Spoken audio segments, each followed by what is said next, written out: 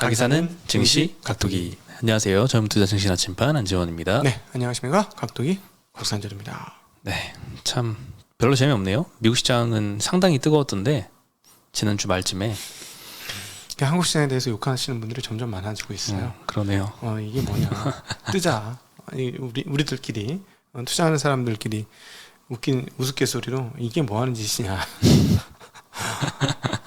좀 안타깝긴 한데 근데 종목별로는 좀 활발하게 움직여서 어떤 면에서는 뭐 아웃퍼폼하기에 좋은 때이기도 합니다. 실적 잘 나오는 업체들이 대체적으로 좋은 흐름을 보여줘서 운영만 잘하면 굳이 나쁘진 않은데 근데 이제 전반적인 분위기는 별로 좋진 않네요. 네. 근데 확실히 요즘 실적 시즌의 마지막 날이잖아요. 오늘까지도 이제 반기 보고서 내는 회사들이 굉장히 많았는데 아직도 안 내는 회사들이 있어. 네, 오늘 좀 많이 내더라고요. 네, 오늘 마지막 날입니다. 네. 근데 뭐 여전 엄청 실적 장세인 것 같아요. 실적 잘 나오는 회사들은 잘 가고 안 나오면은 못 가고. 네. 오늘 코스피 코스닥 지수는 그냥 재미가 없었어요. 코스피 0.2% 상승, 코스닥은 0.4% 정도 상승을 했고요. 수급도 큰 특징이 없습니다. 뭐 500억 내외로 사거나 팔거나 했고 금리가 좀 국고채 금리가 좀 많이 내렸습니다. 한국 10년물은 13bp, 한국 3년물은 10bp 정도 하락을 해서 오늘 은행주가 소폭 떨어졌던 것 같습니다. 제일 많이 올랐던 업종은 전기전자 섹터인데요. 하이닉스가 3.6%나 상승을 했습니다. 많이 올랐어요. 삼성전자도 1.3%면 꽤 많이 오른 거죠. 네. 근데 오늘 지수에 기여를 못한 걸로 봐서 빠진 종목도 꽤 많이 빠졌던 것 같습니다. 그렇죠. 대형 저는 도대체 뭐가 빠졌길래 이렇게 지수가 안 올랐지 하고 신기했었습니다. 네. 그리고 오늘 뭐 반도체 대장주들 이렇게 오르니까 뭐 소부장들 오늘 좀 많이 올랐고요. 네. 제조업이 그 다음으로 상승을 했습니다. 여기에는 삼양식품이 7% 상승을 했고요. 삼양식품이 왜 여기에 속해 있는지 모르겠네요. 분류가 잘못됐네. 네. 음식료 업체인데. 네. 한솔케미칼, 송원산업, 하이닉스가 속해 있어서 뭐 한솔케미칼, 송원산업은 뭐 5%대 상승을 했고요. 예. 그리고 제가 이거는 뭐 잘못 봤나 싶은데 왜 삼양식품이 제조업으로 들어가 있죠? 네. 그리고 비금속 광물 섹터가 세 번째 상승률 기록을 했습니다. 뭐 한일홀딩스, 포스코케미칼, 한일현대시멘트 각각 1%대씩 상승을 했고요. 네. 건설주가 제일 많이 하락을 했습니다. 네. 특히나 오늘 뭐 250만 원 공급 대책 발표를 했는데 예. 중소형 건설사 위주로 거의 뭐 재료 소멸로 발표를 반영을 한 것 같습니다. 사전에 땡겼다가 뉴스에 팔아라. 정확하게 뉴스에 팔았어요. 사전에 근데 땡기지도 않았어요. 중간중간에 그래도 조금씩은 올라왔잖아요. 바닥권에서 조금 올라왔거든요. 네, 바닥권에서 네. 꼭 올라오긴 했거든요. 참 아쉽습니다. 근데 더 이상 근데 조금 실망스러운가 봐. 이렇게까지 때리는 거 보니까. 네. 뭐 전혀 새로운 게 없었던 것 같긴 합니다. 뭐 범양건영, 일성건설 이런 중소형 건설사가 마이너스 10%, 마이너스 7%씩 하락을 했고요. 삼부토건 마이너스 4%, GS건설이 마이너스 3%, 한신공영, 태영건설도 마이너스 3%대, 뭐 DLENC, 대우건설, 현대건설도 2%대 하락을 했습니다. 네. 전기가스 업종에서는 한국가스공사, 한국전력이 2% 내외로 하락을 했고요. 한국전력은 여전히 손실이 좀 크게 나오더라고요. 6개월 내로 손실이 상당폭 나왔죠. 네. 그리고 섬유의복 섹터가 그 다음으로 하락을 했습니다. 쌍방울은 뭐 조사를 좀 받고 있는 것 같고요. 뭐 일신방직, 한세실업, FNF, 한섬, 의류주들도 다 1%대 하락을 했습니다. 중국 소비 지표가 좀 좋지 않게 나온 영향이 끼쳤던 것 같고요. 그리고 확실히 이재용 부회장이 저번 주에 사면 결정이 됐잖아요. 광복절 특사로 나온 이후로 삼성전자의 투자 확대 소식이 이제 좀 들리고 있는 것 같습니다. 오늘 이제 삼성전자가 4분기에 4나노 파운드리 신규 증설을 확정했다라는 보도가 나왔었고요. 관계자에 따르면 4나노 수율은 60%대까지 올라왔다고 합니다. 그래서 고객사 유입이 빠르게 진행 중이고 4분기 증설될 최대 20K 규모의 파운드리 투자액은 총 5조 원 규모다라고 밝혀졌습니다. 수율이 만약에 이렇게 60%대까지 올라오면 잘 나오는 거 아닌가요? 괜찮죠. 네, 괜찮은데 물론 뭐 조금 더 올라가야 황금 수율이 되겠죠. 네. 근데 뭐 새로 시도하는 이 3나노 수율도 좀 빨리 잡혔으면 좋겠네요. 그건 아직 뭐 한참 미칠 테고요. 네. 그리고 진에어가 2분기 실적 발표가 나왔는데요. 물론 적자를 이어가긴 했지만 적자 규모는 대폭 축소가 됐습니다. 네. 영업이익 150억 적자가 나왔고요. 컨센서스는 마이너스 330억이니까 컨센 대비 한 절반 정도로 많이 적게 나왔습니다. 전년 동기에서는 마이너스 490억이었는데 마이너스 150억이면 많이 좀 이제 회복 단계로 가는 게 아닌가 싶습니다. 네. 회사 측에서는 2분기부터 방역 완화 그리고 여행 심리 회복으로 적자 폭이 감소했다라고 설명을 했고요. 오늘 한국투자증권 금융권 코멘트에서는 이제 진에어가 8월부터 여름 성수기 증편으로 LCC 중에서는 처음으로 흑자 전환을 예상을 한다. 22년도 연간 영업이익은 마이너스 500억 원 전망을 한다. 컨센은 마이너스 780억이니까 꽤 많이 올라오는 것 같습니다. 근데 중요한 건 23년도 영업이익입니다. 완전히 턴어라운드해서 영업이익이 1120억으로 역대 최고치를 전망을 하고 있습니다. 저도 내년에는 외국 한번 나가보려고요. 올해는 안 나가시고요. 이번에도 국내에서 자전거 타고 있었어요. 네, 국내도 좋은 데 있더라고요. 이번에 저기 어디야? 태안 신두리라는 곳 갔는데 애기들 있는 집들은 좋겠더라고 가시면. 안전하고 대체적으로 바다가 그렇군요. 너무 차지도 않고. 늙었나 봐. 수영 한 번 치고 그냥 나왔어. 힘들어서 못 있겠더라고. 어렸을 때는 하루 종일 놀지 않습니까? 바닷가에서. 그렇죠. 1시간 놀았나? 이제 그만해야 되겠다는 생각이 들더라고요. 근데 자전거는 어떻게 이렇게 오래 타세요? 집에 가야 되니까. 집까지 자전거 타고 가셨어요? 네. 태안에 출발했는데 어디 서 있을 데가 없잖아요. 집에는 가야 되잖아요. 네. 차도 없고. 그다음 비도 쫄딱 맞아서 열차 타면은요. 음, 쫄쫄 있고 사람들 보기 좀 안 좋죠. 게다가 다 젖은 상태에서 거기 들어가면 얼어 죽어요. 네. 네, 그래서 최근에 좀 턴어라운드하는 업종을 몇 개 소개를 시켜드렸어요. 뭐 카지노도 마찬가지고 뭐 다른 것도 하나 있었던 것 같고 그 다음에 이번에 항공사인데 좀 빨리빨리 좀 턴어라운드가 됐으면 좋겠습니다. 코로나 아주 시기에 좀 아주 어려웠죠. 굉장히 어려운데 사실은 다들 버틴 게 신기하죠. 그렇죠. 도산한 업체가 없잖아요.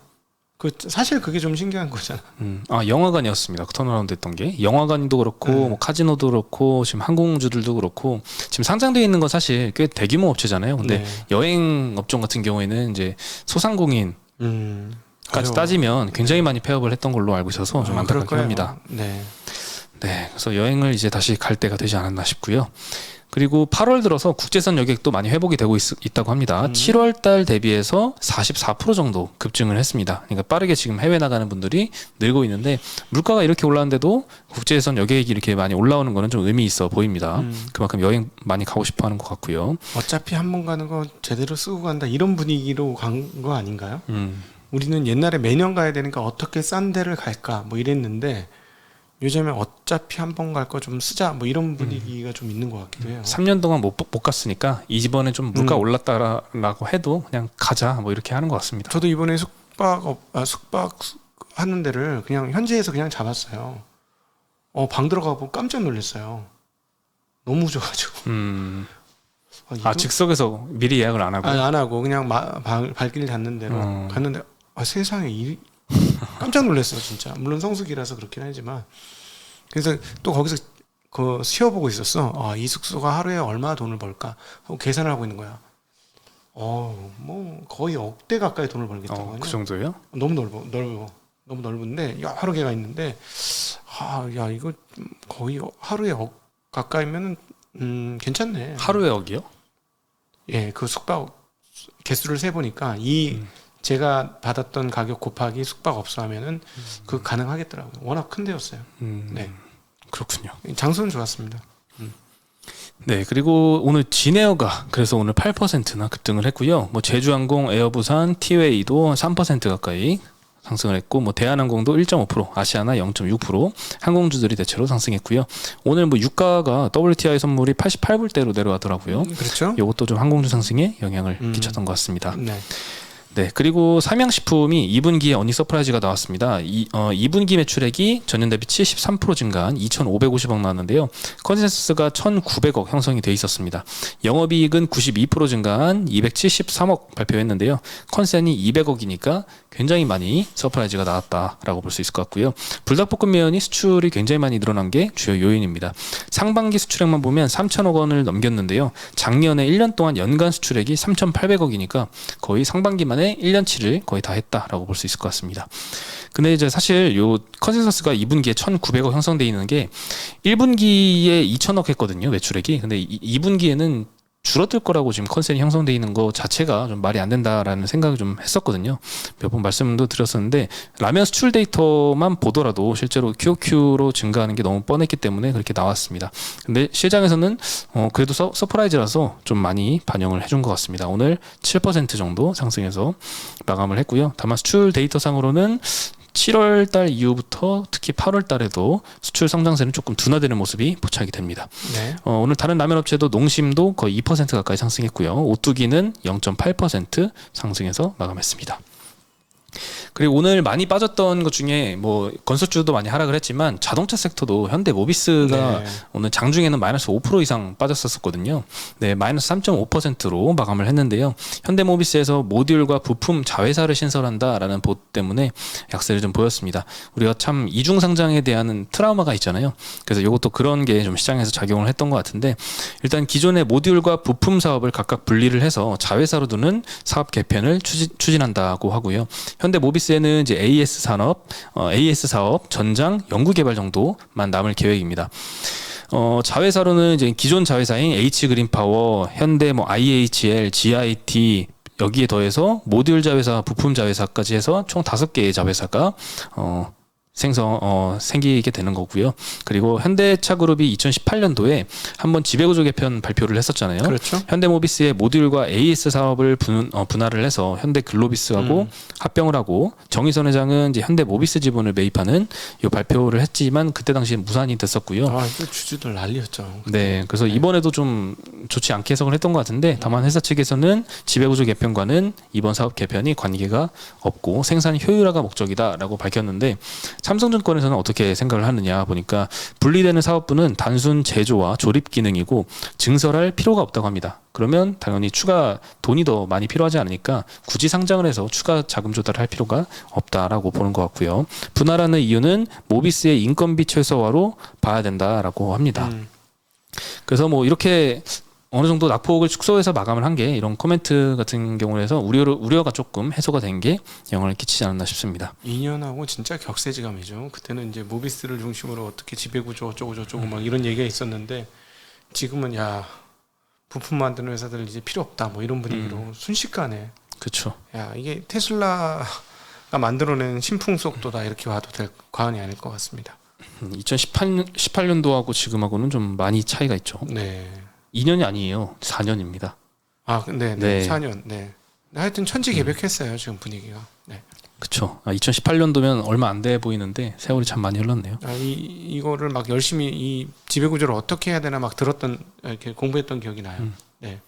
그리고 건설주가 오늘 좀 하락했던 윤석열 정부의 첫 부동산 대책이 오늘 발표가 되었는데요. 23년부터 27년까지 5년 동안 270만 가구 주택 공급을 하겠다고 합니다. 서울은 이제 50만 가구 정도 되고요. 수도권은 158만 가구, 지방권 112만 가구로 공급하고요. 유형별로는 이제 도심 내 재개발 재건축, 도심 복합 사업 52만 가구, 3기 신도시 등 공공택지 88만 가구, 민간 자체 추진 사업 130만 가구 정도가 되는데요. 과거에는 이제 투기 과열 지구 같은 걸 지정을 해서 많이 못 사게 만들었잖아요. 근데 이번에는 정반대로 주택 공급 촉진 지역을 지정을 한다고 합니다. 그래서 이렇게 지정이 되면 조합 설립 동의 요건이 완화되고 뭐 용적률을 상향시키고 금융 지원을 하는 등 이런 인센티브를 방안을 해서 많이 주택 건설하게 유도를 한다라고 합니다. 딱히 뭐 새로운 게 있는지는 잘 모르겠습니다. 그리고 뭐 여러 가지 이게 끝은 아닌 것 같아요. 다음 달에 또 뭐 재건축 관련된 거 뭐 발표를 하고 뭐 10월 달에 또 다른 거 추가 발표하고 계속 이어서 발표를 할 것 같습니다. 참 모르긴 몰라도 결혼 못하는 가장 큰 이유 중에 하나가 집 문제가 아닌가 싶어서 신혼부들을 위한 많은 주택들이 좀 공공주택들이 좀 예를 들어 월세 수준에서 좀 이렇게 괜찮은 집들이 좀 많아졌으면 하는 바람이 있어요. 좀 그래야 좀 젊은 사람들이 결혼도 하고 저는 제가 보기에 한국 가장 큰 재앙은 인구 감소라고 생각하거든요. 그렇다고 제가 일론 머스크처럼 어디 나가서 뭐 어떻게 할 수도 없고 인구 문제 해결을 위해서 주말간에도 되게 무서운 뉴스가 나왔더라고요. 2050년도인가요? 2070년도가 되면은 소멸이죠? 경기도권 정도 하나가 없어질 정도로 인구가 한 1,000몇백만 명이 감소한다. 네. 네. 소멸 지역 너무 많죠. 예. 그 경상도 뭐 이렇게 조금 시골이다는 느낌 포항, 울진 아닌가? 포항하고 봉화 이런 데는 포항은 아니고요. 봉화 이런 데. 예. 거기는 군위 뭐 이런 데는 뭐 네. 사람이 안 살아요. 가 보면. 자전거 타면 차도 없어요. 5분 동안 차가 안 오는 경우도 있어요. 저는 자전거 타고 시골 곳곳 다녀봤는데 진짜 사람 없습니다. 거기는. 네, 참 걱정이 되긴 합니다. 그리고 중국 7월 실물 지표가 굉장히 부진했는데요. 이제 소매 판매가 2.7% 나왔는데 이게 컨센서스가 5%였습니다.